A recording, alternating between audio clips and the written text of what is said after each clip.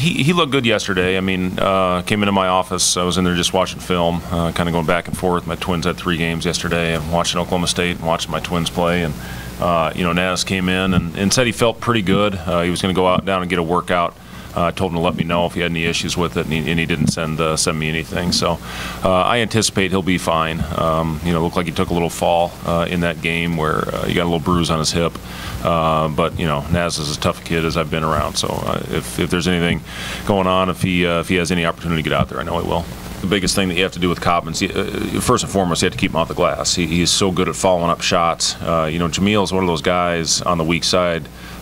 He gets a lot of block shots, but he also goes after a lot that he doesn't get. Now you have to have a guard crack down and get that big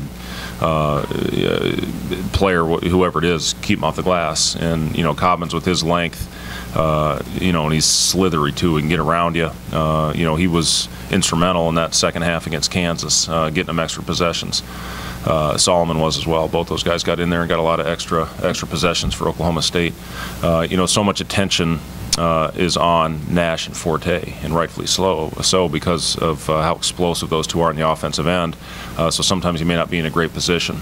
They got those guys a lot of lobs against Kansas last week as well. So you got to go out there and have the mindset to keep him off the glass. And then also in transition, he's very good in transition. They change up their defenses a lot. I give Travis a lot of credit for making it difficult going down the floor. They may be in one defense, one possession, and completely different the next possession. They run a 2-2-1 press. They'll run a jump out of it. They'll run a jump when you get over half court. Again, another critical component of winning on the road is taking care of the basketball and not giving easy uncontested layups at the other end after the turnover.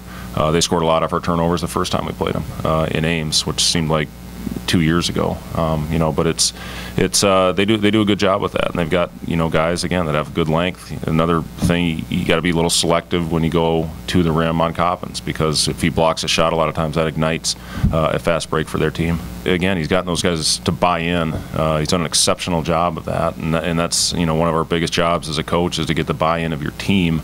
And Travis, losing Markel Brown, losing Marcus Smart, you lose 2 guys that are in the NBA this year. Getting Cobbins back was very important, I thought, for that team. But Nash is playing the best basketball of his career. Forte is just one of those guys you can't leave, and those other guys, Newberry, Shine, Griffin, all those guys that come off the bench are really playing to their roles, and that's a credit to Travis and the staff. Yeah, I mean, that was a crazy game, obviously, and to be able to fight back after things didn't look so good. That's what you have to do, especially when you go on the road. You have to find a way to make plays. When things may be stacked up against you, and that's what our guys continue to do. Obviously, everybody remembers the shots that Naz hit at the end of those games, but Matt Thomas hits a big one from about 5 feet behind the arc. Monte Morris hit the big one leading up to it on an assist from Naz. And DeAndre made a great play to get Naz that last shot to tie it. So it's about all 5 of the guys on the floor staying together. You're going to hit adversity. There's no doubt about that at some point during the game. And how are you going to respond? What are you going to do to get through that adversity? And again, we've talked about that a lot this last week, and hopefully we'll give ourselves a chance. That's all you want when you go on the road against a tough team like we're going to face these next 2. You want to give yourselves an opportunity at the end. It was very emotional. We hadn't won a Stillwater since like 1926 or something. So to go down there and just get that big emotional win, and the way it happened, to find a way to make plays when it didn't look like we had an opportunity to win, and that's what you have to do. That team found a way last year, I think 9 times. We talked about the other night that we came back from double-digit deficits.